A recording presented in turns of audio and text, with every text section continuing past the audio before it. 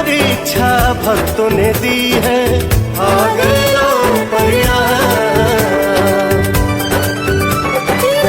Hello दोस्तों, power star Pawan Singh के गाना जो कि आप लोग भी बात कर रहे हैं, जो कि आ चुके राम आ गए हैं, जो कि फाइनली गाना जो कि रिलीज हो चुका है। आप लोग की बात करूँ, गाने की बात करूँ तो गाने बहुत ही बेहतरीन है गाना, जो कि इसमें म्यूजिक और गाना के राइटिंग बहुत ही बेमिसाल किया गया, जो कि पावर स्टार पवन सिंह जो गाए हैं और इनका साथ दिए है पायल देव, जो कि बहुत ही बेहतरीन पायल देव ने अपना आवाज़ दिया है, जो कि बहुत ही गाला के परसेंट कर दिया है, जो कि गाना सुनने के बाद आपको लगेगा कि भक्ति में भजन में खो जाइए।